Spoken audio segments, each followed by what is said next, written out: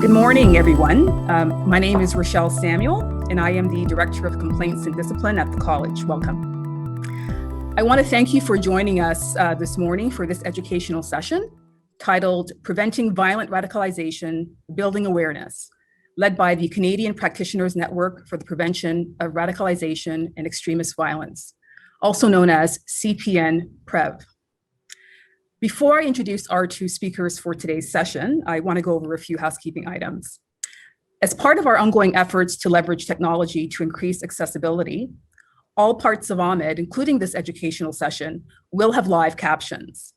To turn on the captions, click the Show Captions button below to view our live captions in either French or English. And if you require assistance at any point during this year's AMED, there is also a live support desk found on the bottom left of your screen. You can click on the pink chat bubble and you'll be connected with our live support if you require any assistance.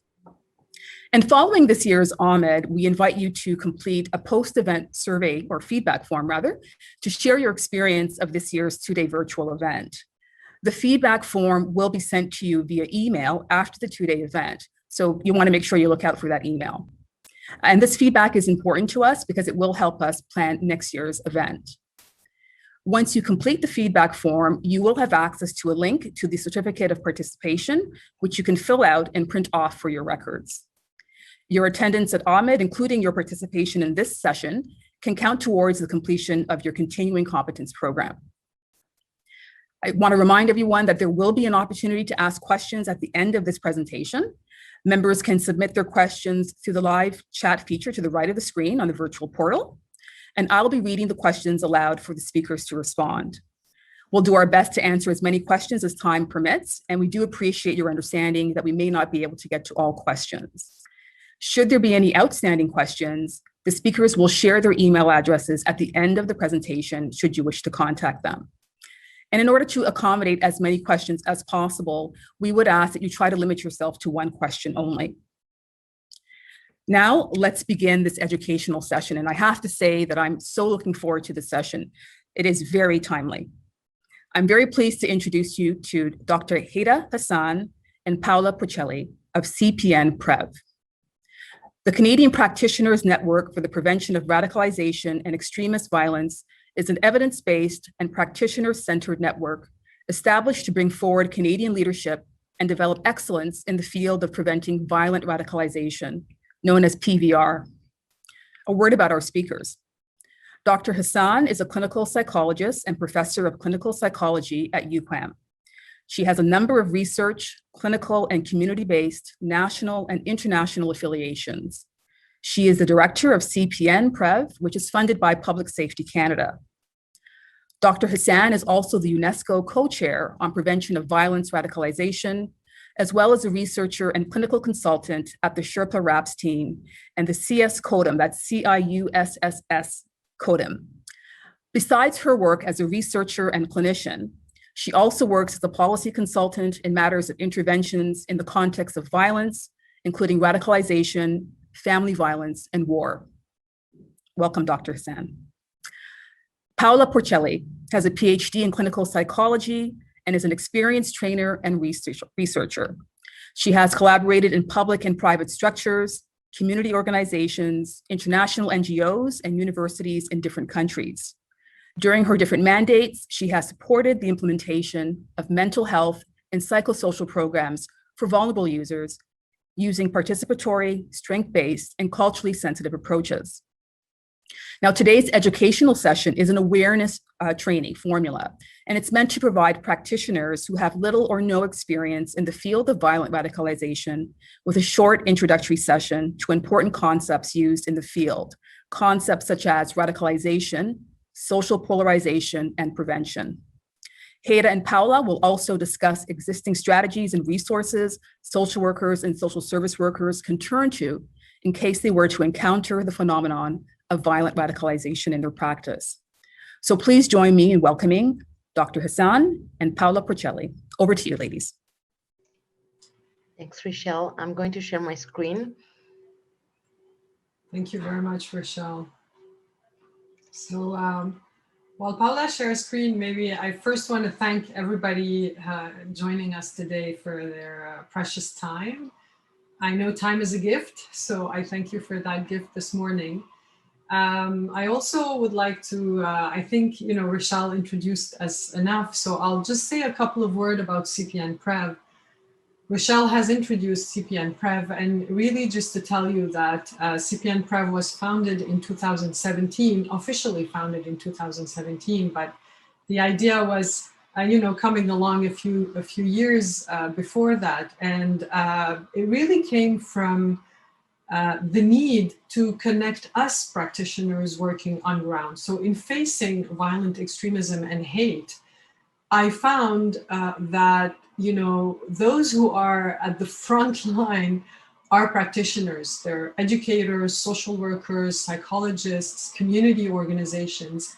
And yet we have little resources, and we tend to do a lot of hard work and sometimes little miracles with the little resources we have.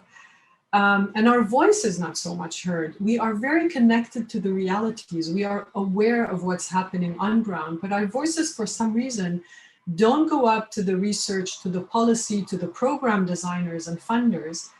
And I was also, frustrated by the feeling of each of us working in silos. So the idea of CPNPrev is really to create a network for and by practitioners.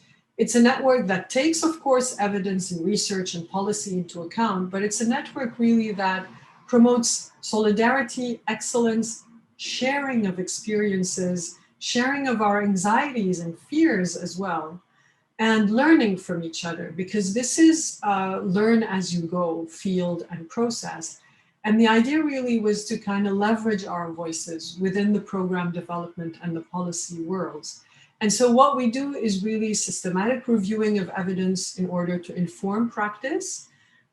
We do training. So this is actually just the introductory, I would say, plateau of appetizers of 8 module, full 2-3 day trainings that we give in the field. We also have a virtual and a real practitioner network, but given the widespread of Canadian practitioners, we have used the strength of the internet to create what we call a virtual partnership in practice, which are monthly case discussions where we sit the different practitioners working in the field, and with clear confidentiality and anonymity and ethical standards, we share our experiences with clients, and then we just brainstorm around possible understanding of the problems and possible solutions.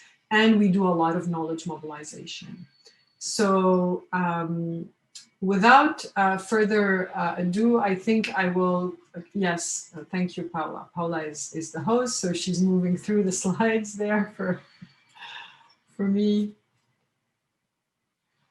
I think we have to wait a couple of seconds. I think before starting the presentation, I really need to make a land, we need to make a land acknowledgement that the core team, CPNPrev, of course, is a network. It's all across Canada, but the core team, which is Montreal, Tiohtià:ke, is situated on the traditional territory of the Kanien'kehá:ka, a place which has long served as a site of meeting and exchange among many First Nations, including the Kanien'kehá:ka of the Haudenosaunee. I always have difficulty pronouncing this, I'm sorry, of the Haudenosaunee Confederacy, Huron-Wendat, Abenaki, and Anishinaabe nations. I really have as well to express my deep sorrow for the London attacks, for the Toronto homophobic attack, and for several attacks that are based on hate that go completely silent or unnoticed. And unfortunately, across the country, it takes us dramatic and tragic incidents to suddenly realize that we are working hard on preserving our social peace fabric, but unfortunately, peace fabric is fragile. It's very precious, and we have to, kind of work all together in order to make sure that we don't go into a more fragile social space. So Paola, I hand it on to you for now. Thanks, Ghayda. Good morning, everyone. I'm really honored to be here today to present to such a great audience. We are deeply involved in the field of practice, and social work is a field that really is important to us. As mentioned during the presentation, during the introduction by Richelle, we both have a background in psychology, but I used to work in other countries where the field of psychology is really close to social work. So I feel I do have a little bit of social worker soul and spirit, and I particularly appreciate to be here today. So in terms of our presentation, we're going to focus on three main aspects. As Ghayda said, this is an introduction to our 8 modules, and we tried to squeeze them a little bit for this presentation. So we hope that it is going to be enough clear, and we're looking forward to the question period to answer to any of your questions about this field. So we're going to talk a little bit about how we think of violent radicalization. We want to take a few minutes to reflect about some biases in the field, the way the word radicalization is usually conceptualized, and what comes to our mind, but also what we want to do in terms of decentering, in terms of shifting our approach to be able to serve practitioners, to serve communities, and also to bring that spirit of solidarity that Ghayda was mentioning earlier.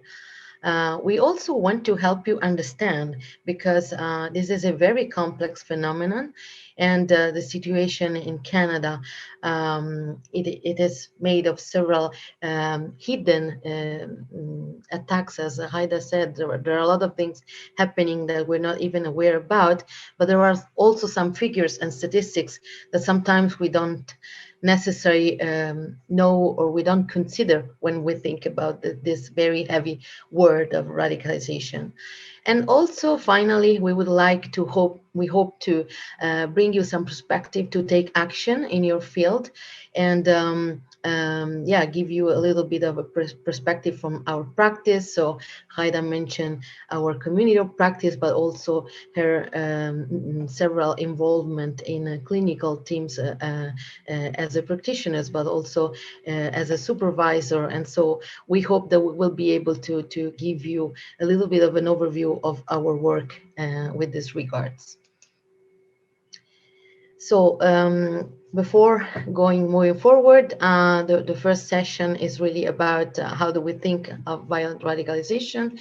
And to do that, we do have a small icebreaker. So if Richelle can help us to share in the chat, we do have a Multimeter exercise. And Richelle is going to share a link, and we invite all of you to follow this link and just to write a couple of words, 2-3 words that come to your mind when you hear the word radicalization.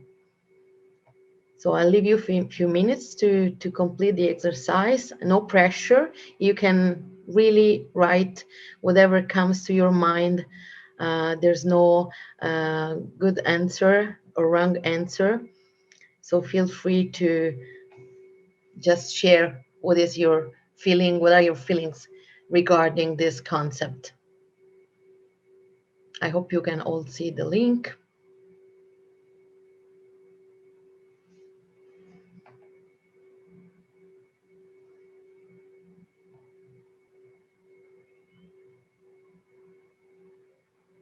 Okay, wow.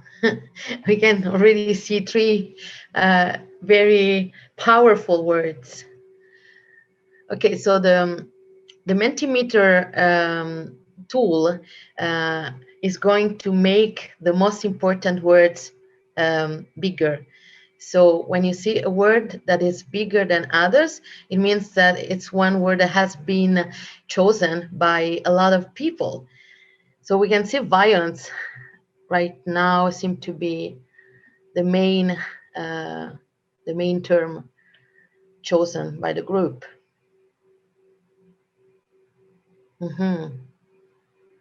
Very interesting how it moves. And Ghayda, don't hesitate to jump in as well. Huh? I think, I mean, I think this is very, very interesting, and it points to the fact that a lot of things that underline what the extreme of radicalization is are here, which is basically, you know, the issue that concerns us socially, which is violence going to the extreme. I can see polarization, and it's very interesting, hate, anger, fear, but connected also topics. So we're talking about issues related to human rights, to social injustice, to, you know, interesting, we have religious and we have not religious. So again, the diversity and the conflict, not the conflicts, but the opposing views that can coexist, and it's important that they exist as well. I can see desperation, adjustments, vulnerability, discrimination. So that's very interesting, because you are both pointing to the conditions that may lead to the violent outcome of radicalization, as well as to the outcome, to the end outcome that we actually want to prevent. And in terms of transition, I see the word othering, which is very interesting as well. And I think these are things that we will come up to as well. Thanks, Ghayda. That's a very beautiful Mentimeter. Thank you, everyone. Yeah, thank you so much.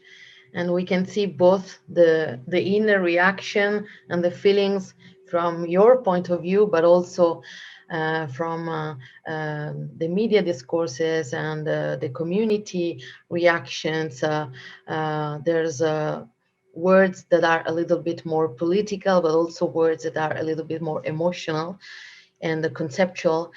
So it's very complex, and it really gives us a good overview of the field, which is also a very complex, touchy, and delicate field. So thank you for filling this icebreaker. And I'm going to go back to the PowerPoint now.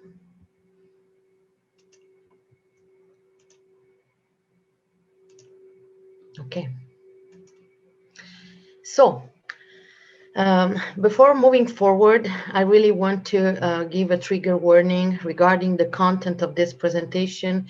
We are in a very delicate historical moment, and a lot of things are happening.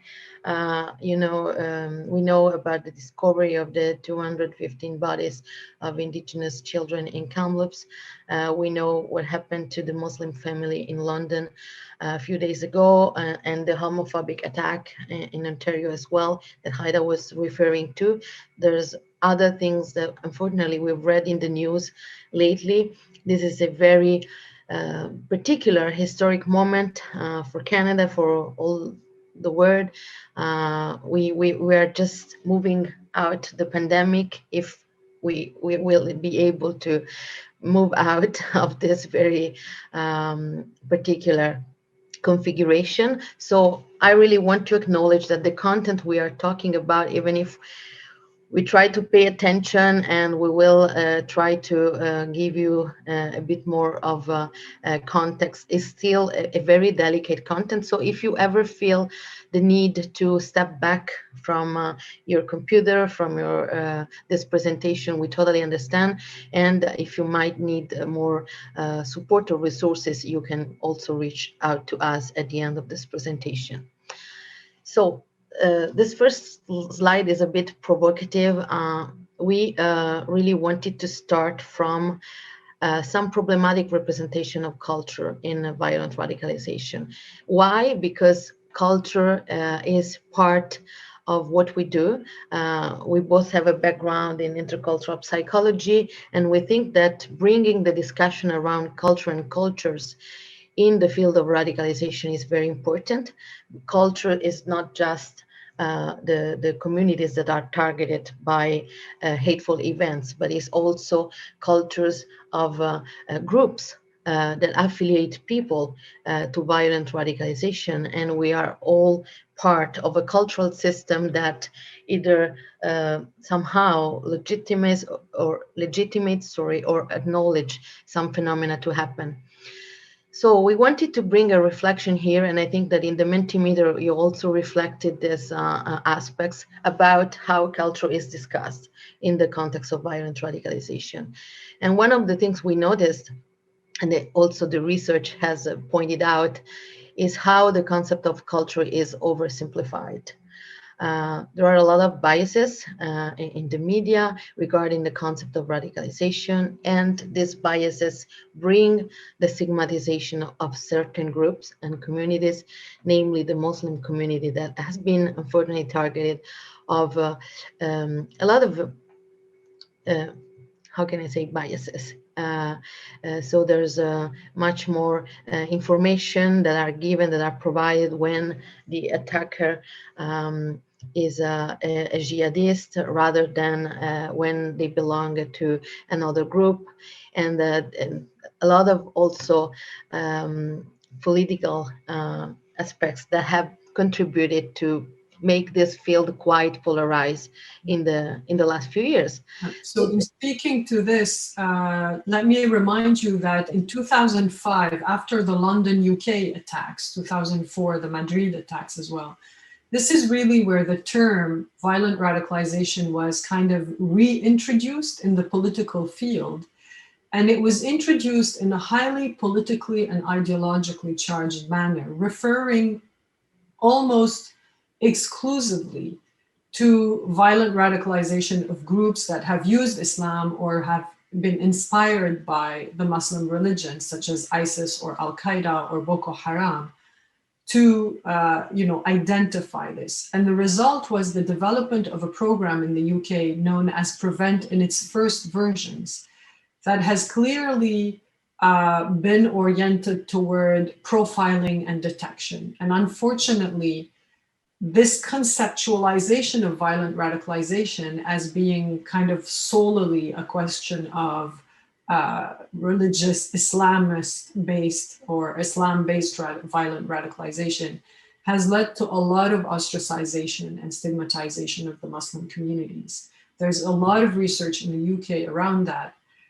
The wave did hit us in Canada as well, and the beginning of the work in this field was really very concentrated on surveillance, repression, and detection, particularly in the Muslim communities. And let me just point to the fact that when the Quebec mosque shooting happened, the surveillance and policing and first answer was, it just wasn't on our radar, meaning that most resources actually in the security field were directed toward over surveillance of the Muslim communities. And Paola is referring that at CPNPrev, we really position ourselves in a highly critical position toward this conceptualization of violent radicalization, because it only produces more harms actually than really prevents the phenomenon. Thanks, Ghayda.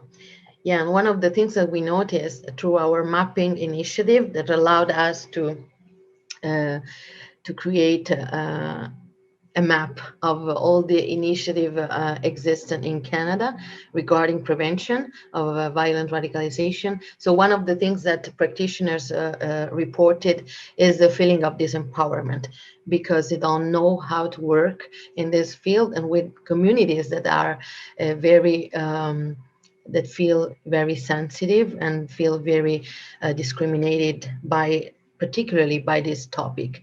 And so one of the things that we've noticed in the field is an increased situation of power imbalances and social injustice. So to address this situation, we try to take an intercultural and anti-oppressive approach, where culture, once again, is a central concept, but as a complex idea that go beyond ethnocultural or religious groups. So culture in a larger sense that allows us to encompass the diversity of voices and the diversity of experiences in this field, not only from the perspective of survivors, but also from practitioners who work with communities. And so to help us bring this concept, we try to understand better how individuals perceive others. So the othering process that was mentioned in the Multimeter, that can be something polarizing, of course, in the logic us versus them of division and separation and segregation, but it can be also a powerful resource. Like in France, I remember I used to live in France, we talked about processus d'altérisation, othering processes in a sense that was not necessarily negative. How am I building an image of the other? And I can do this only by deconstructing myself and thinking about myself. So the relational aspects of the encounter with the other that are very important to us, even before thinking about radicalization. Who are we? What is our positionality? What is the context, where we want to start this conversation, and from where we are also issued. And this hopefully will help us understand social dynamics beyond this phenomena, and perhaps our hope would be to reduce some inequities that we observe. So to do this, we would like to bring two main concepts. There's many more, but you are social workers, so I think you're pretty familiar with the concept of decentering, being aware of these identities, multiple identities that are part of us, the fact that we our positionality, how are we built as cultural beings, and how we build also the idea of the other in our mind, in our practice, in our work. So to be aware also of how exclusionary and discriminating can be these othering processes if we don't pay attention to think critically about ourselves and the others. To be as much as possible humble, the concept of cultural humility. I know that I don't know anything about the people I'm working with, the communities I'm working with. So to be curious as well, to bring that non-judgmental perspective, and finally to create the conditions for cultural safety that is defined by our audience. And we really hope to be able to create these spaces where people can open up about difficult concepts as well. And to do this, of course, we use the powerful tool of critical thinking, which is which help us to read in a different way the phenomena that are brought by the media or the research or the literature, and to read them also with a little bit more of complexity, to foster our self-reflexivity in our practice, to analyze our counter-transference and the dynamics and the power dynamics and how they affect my relationship with the other, and to promote digital literacy, so to be hopefully more informed and to get more of a picture when we work around this phenomena. So these are some keywords that come to our mind. So now this is a very provocative picture. The reason why we put it in this presentation is that we really wanted to facilitate a reflection around positionality and how we look at others, and how our also perspective can be biased if we don't take the time to reflect upon around our own biases, our own I don't know how to say in English, but the fact that our perspective can be not very accurate and influenced by a number of personal and external factors. So this picture was taken during apartheid in South Africa in 1973, and it's a picture where unfortunately some white tourists are portraying some local kids in a way which look very disturbing for our 2021 perspective. But we bring this picture to the attention because at that time, this was a normal situation. So the historical conditions and the oppression and the racism and the specific situation in South Africa, but also elsewhere, allowed this tourist to take this picture in a way that didn't look awkward at that time. So we really want to bring that perspective to pay attention how we look at others and how we create, without even realizing, situations of oppression around us. So just to remind constantly to go back to our biases and to this never-ending process of reflection. So I just want to take a few seconds to concentrate on this picture and to let space to reflect upon these aspects. I don't know if Ghayda want to add something around that. I think that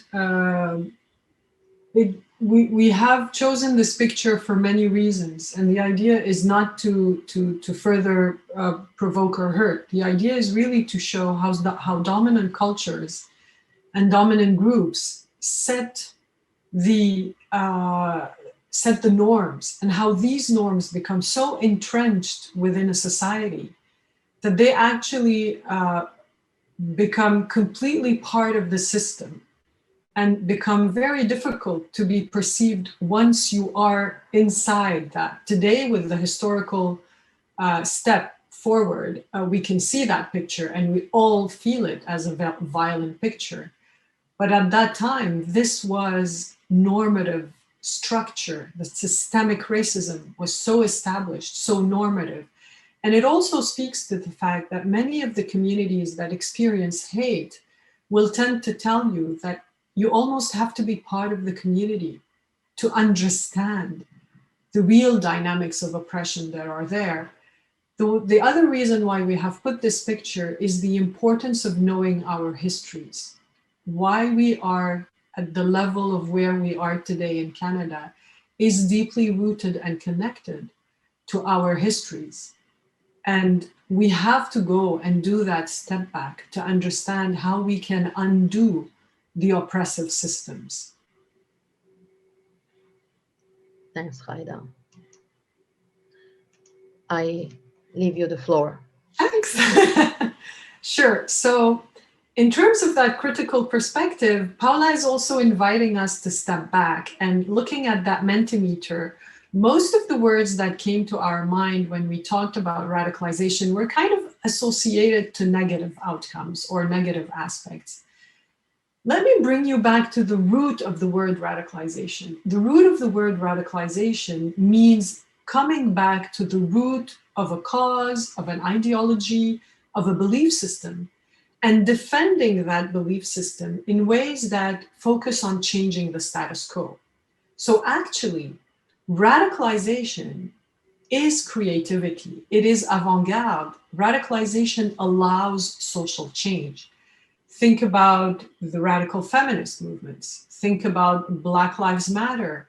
These are movements. Think about, many of the radical movements that have been mobilized in our society to denounce racism and oppression or any other form of oppression than racism, and to say that things cannot continue the way they continue. So radicalization is really not necessarily violent extremism and terrorism. And radicalization is in a certain extent healthy in a society, just like that flower that grows from the cactus. So of course, radicalization comes when there is a tense social space, but the result can be something very positive. Where things evolve negatively is when these movements of needing to change the social space are confronted with repression and oppression to the extent where democratic dialogue is no longer possible, and then violence becomes the solution. So in terms of defining violent radicalization, we know that there is no consensus. There's more than 200 definitions of violent radicalization out there. But we know clinically, and also based on evidence, that it is a nonlinear process. So it's not a staircase into violent radicalization. it's not a pyramid model. It's a very non-linear, complex process influenced by so many contextual factors. We know that we have individual violent radicalization. Think about Quebec attacks, London attacks, but we also have collective, and we will show you a number. We will not tell you the names of these extreme right groups, but you can find them easily. We know that violent radicalization involves deep transformations, both in the group and in the individual. It does consist of challenging status quo, and unfortunately, it becomes problematic when violence becomes the only, maybe not legitimate, but the only efficient way of achieving social change. So not to add to the 200 definitions, but at least we needed to situate ourselves in terms of, okay, how do we perceive violent radicalization? So we very humbly present to you our view of violent radicalization, highlighting the fact that it's a nonlinear process by which an individual or a group, but we have added a state, because we would like to highlight the fact that sometimes governments become violently radicalized or support violent extremism or terrorism. And it's important to underline this. Undergoes systemic changes, so they can be behavioral, social, economic, psychological, ideological transformation that lead them to delegitimize the status quo, and unfortunately necessarily including a plan to resort to, support, facilitate, or use violence as the most efficient, maybe absurd, but efficient means to bring about changes in society.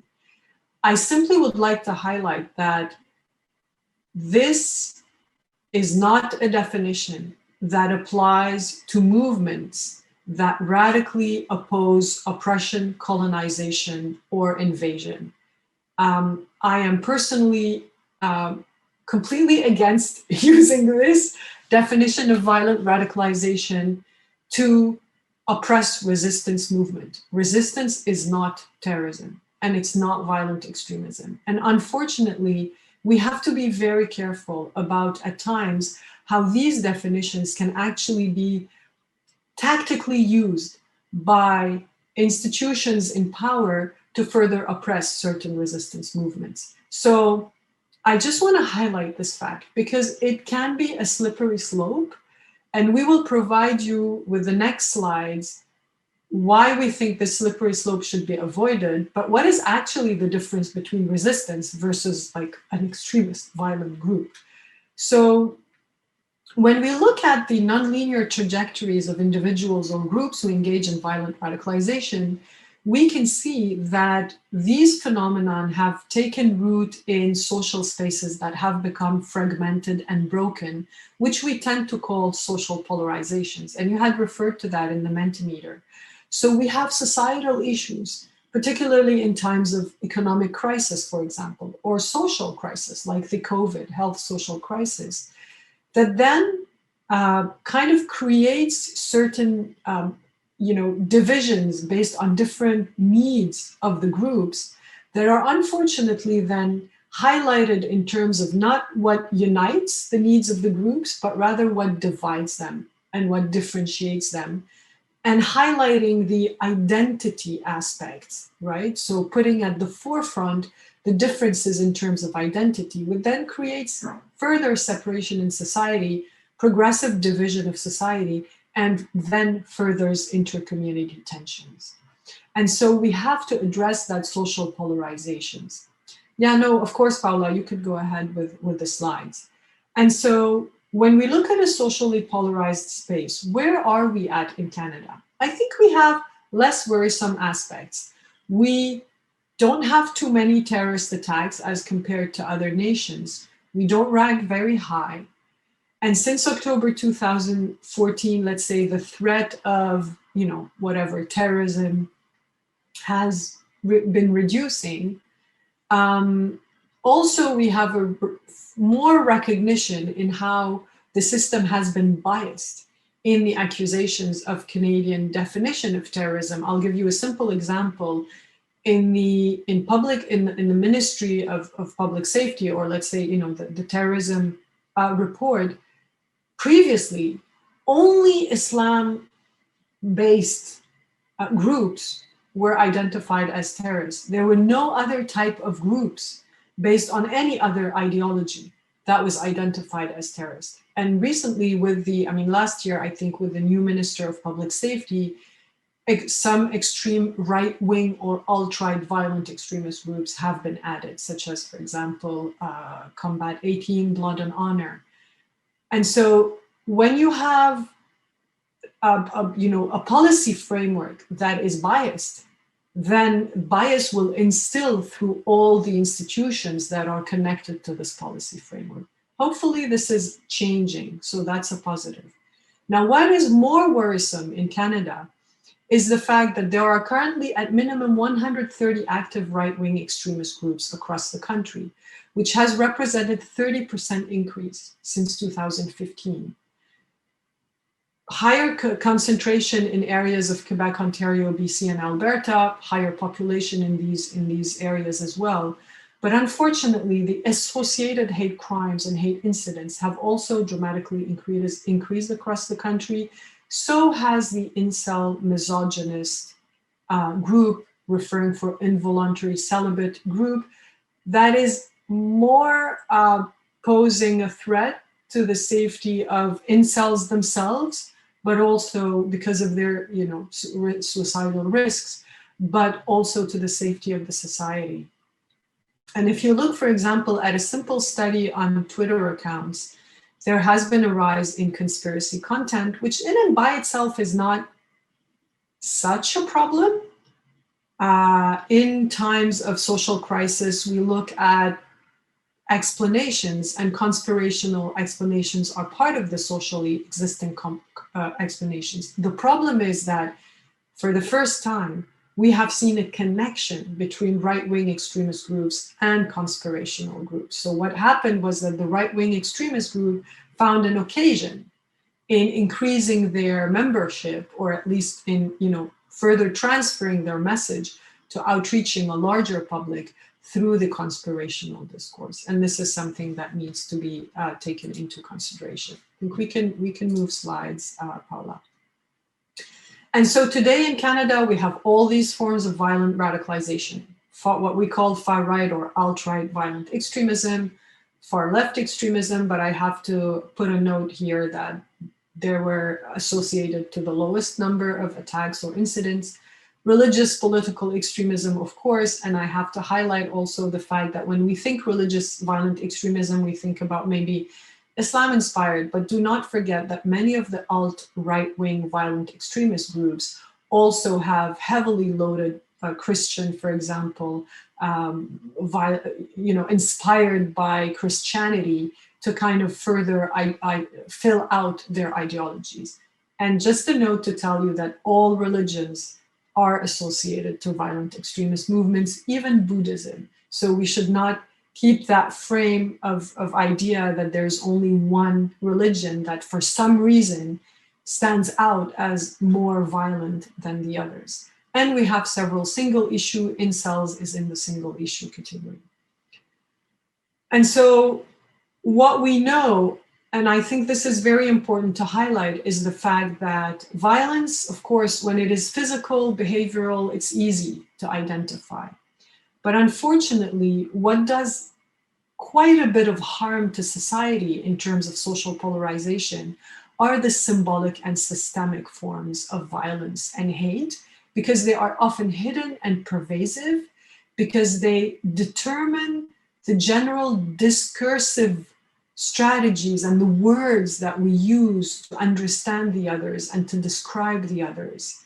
And this is very threatening of the social space, and extreme right-wing violent movements are very good at actually maybe not doing spectacular events, tragic events, but we have seen lately that yes, but in doing that daily, symbolic, systemic, and intersubjective harm. And so if we move forward, let us just say a word on hate. I think that the prevention of violent radicalization starts with addressing the issue of hate. And it starts by recognizing that hate is commonplace in Canada. I think we have to undo that very romantic image of our country. It's a great country. I love Canada. I'm an immigrant to Canada and I love it. It's my country. But we have to recognize that hate is very commonplace and that in many parts of the country, it is institutionalized. So it makes it very hard for individuals outside those vulnerable communities to actually recognize its scope and its impact. And unfortunately, communities do not know where to turn to address those issues of hate. They do not know what services, what people they can trust, who will actually listen to what they have to say, but who will also offer solutions to the hate that they may be experiencing on a daily basis. And this is something that we now have to reflect on much more seriously as well. And so just to let you know generally what research tells us, you can take a look at our systematic reviews, but what research does not tell us. First of all, we have tried to provide a definition in order to address the limitations, but also currently research in the field is fraught with many methodological limitations. We have tried to systematically review both, for example, the exposure to online extremist content and how this may influence the adoption of violent extremist attitudes and behavior. Soon we'll be releasing the systematic review on primary and secondary prevention programs, but also another one on tertiary prevention programs. We're conducting a systematic review on risk and protective factors for violent radicalization and another one on trajectories. Why are we doing all this work? Because we want to understand in a very methodologically robust way, what does evidence tell us? And then what are the limitations for these evidence? So if you want to consult these, we'll be more than happy to share them with you. You can also go on CPNPrev's website for that, because I'm cognizant of time. And I don't want to, I don't want us to take a lot of time over. Let me just tell you that in terms of risk and protective factors, we like to think about it in terms of attraction and motivation, both pushing the person into, so from the outer, pushing them into the movement, and from inside the movement, pulling them into the movement. So a couple of words on research with extremists or ex-extremists. Some of the interesting variables that come out of that are actually past history of violence. So they tend to report that having been exposed to violence as they were growing up, not having been exposed to enough diversity, critical thinking, and they often refer to schools actually as not having been spaces that were protective for them and also kind of opening for them in terms of how to deal with diversity. They also talk about the desire to belong, social isolation, marginalization, and desire to be kind of part of a group, belong to a group that cares for that person, of like-minded or not necessarily like-minded, but have the same kind of experience and same kind of life. Of course, reaction to injustice and some political features.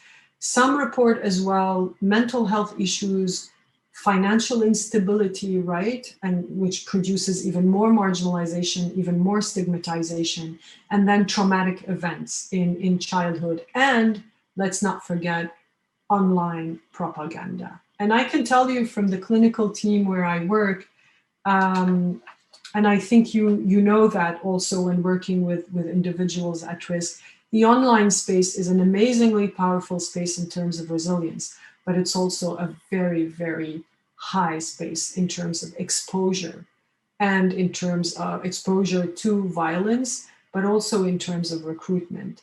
Just quick, our systematic review on exposure online shows that exposure online to extremist content does influence attitudes and does increase risk of violent acting out. It's not a cause effect, but the influence is there, and which means that the online space has to be réglementé. There has to be guidelines now towards the online space. Governments cannot leave this happen. Something has to be done in terms of structuring and creating some boundaries towards the management of content on the online space.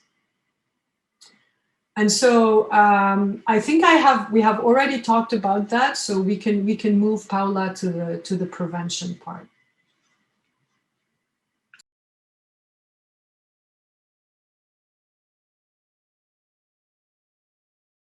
So just don't forget to unmute your microphone. We can see you and we can see the slides as well. Okay, can you hear me? Yeah, we can hear you now. So because we're running out of time, I don't want to take long on the prevention space. You're all practitioners, you all work in that space, as Ghayda said, with individual at risk, or maybe already in some trajectories of violence. So here we wanted to highlight, to use this campfire metaphor to highlight that sometimes prevention is great and all the efforts that we can do to increase it are appreciated, but we also need to pay attention to some, dangers. So a campfire can be good, but then it doesn't have to become, a real fire. So it's important in order to prevent the harm that prevention can cause sometimes, to maintain some capacity for also ideas, opening the space for ideas that are not necessarily always, politically correct, if I can say, and to open these spaces and to be able also to manage them, to pay attention to all the limitations of othering processes. And of course, as Ghayda was saying, the profiling attitude, the security-based attitude sometimes can lead to hate policies. So we really need to pay attention. As CPNPrev adopts a public health approach, which aims at reducing harm, at really promoting well-being for the general population, for communities.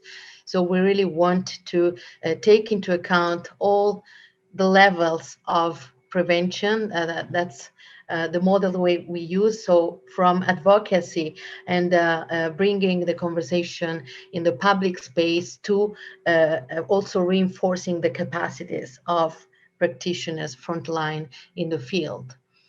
And to do that, of course, we need to take on a systemic, ecosystemic, socio-ecological model to really intervene in all the spheres. You are very familiar with this, so I'm not going to go into details, but how it is important to act not only at individual or family level, but also at community level, and once again to be aware of the systemic global phenomena and how we can contribute to reduce them. Just a quick word on that.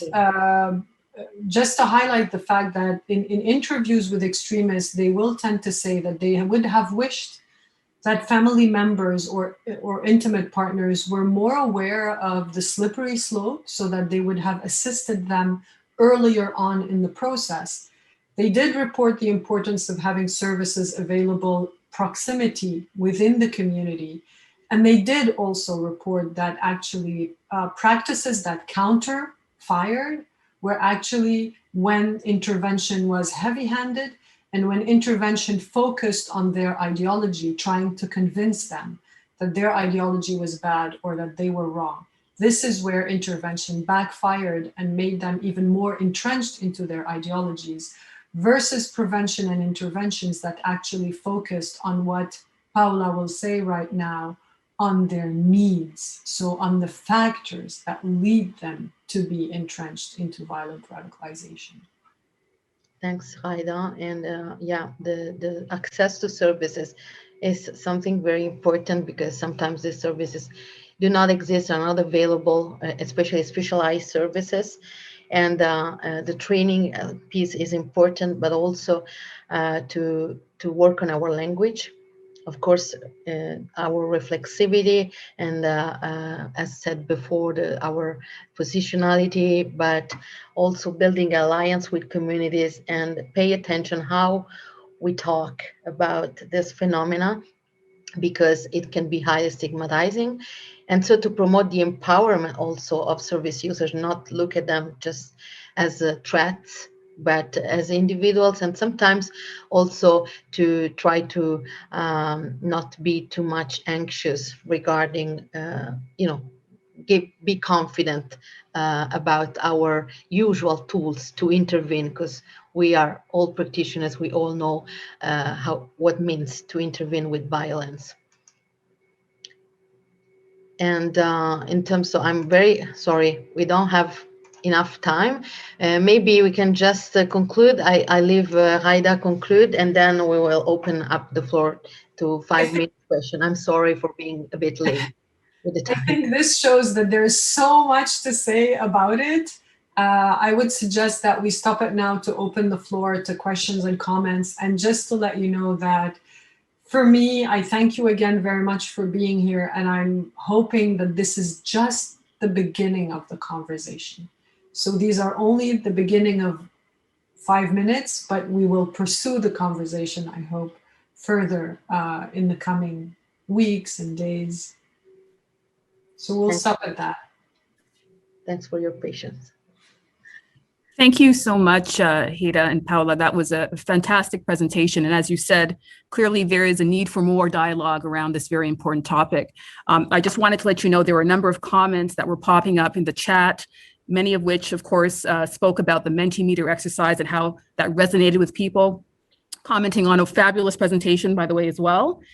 There was a question that I wanted to get to. Let me just try to find it here. There was a question on whether or not there were any stats on links between mental health and radicalization. So for example, certain personality disorders or diagnoses or other mental health indicators.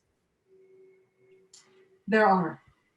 I can very quickly say that in Canada right now, it may not still be the case. I think the threat landscape is changing a little bit, but in Canada right now, the biggest problem or threat comes from what we call quote unquote lone actors, which mean people who were not acting on behalf of a planned group attack, but they were inspired by given groups and ideologies.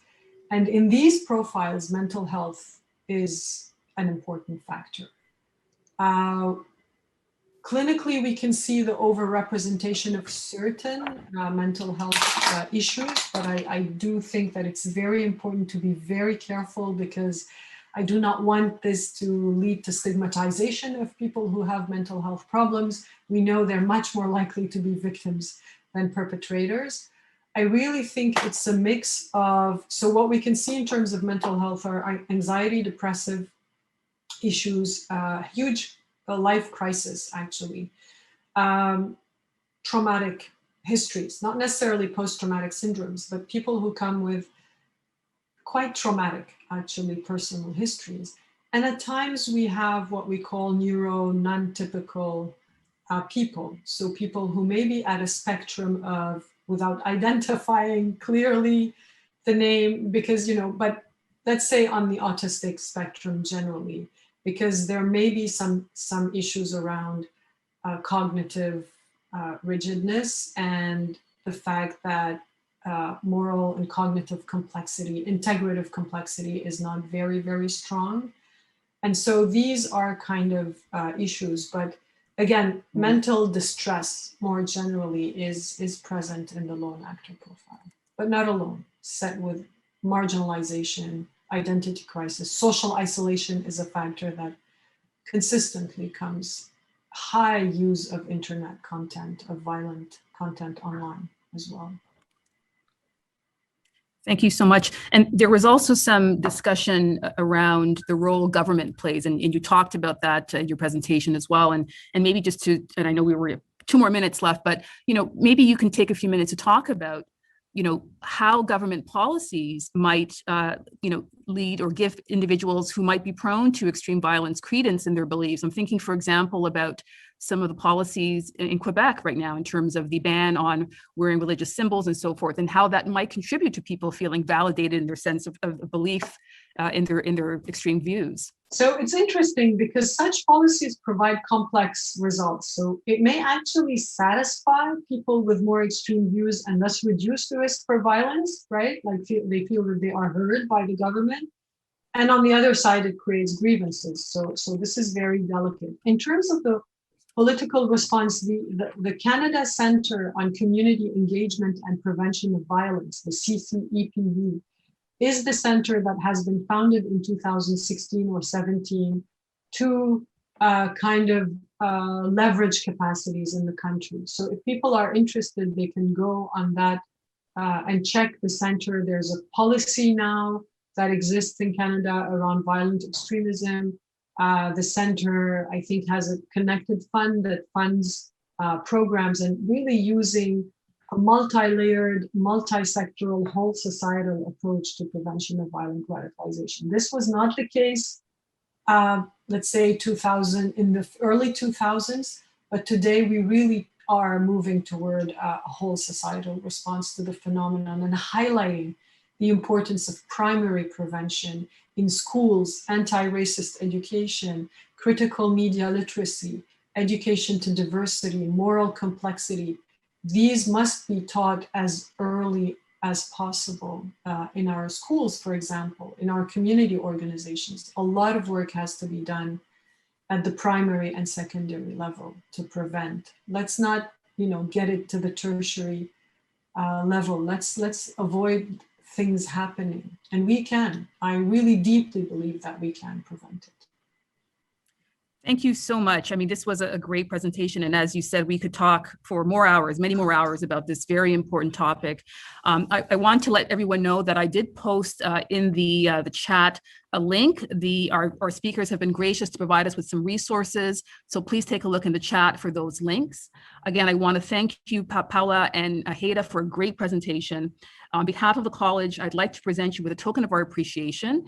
The college has made a donation to the Gord Downey and Chani Wenjack Fund, which aims to build cultural understanding and create a path towards reconciliation between Indigenous and non-Indigenous peoples. Thank you so very much. I want to remind everyone as well that, again, you will receive an email in the next few days asking you to complete a post-event feedback form to share your experience. And again, once you complete that form, you'll get a link to the certificate of participation, which you can fill out. And also a reminder that all of the sessions will be available for you to access on demand later. So if there were sessions that you were not able to attend, fear not, you will be able to access them at a later point. Again, ladies, thank you so much for a wonderful presentation. At this point, we'll ask individuals to make their way to their next session, which will begin at 10:15.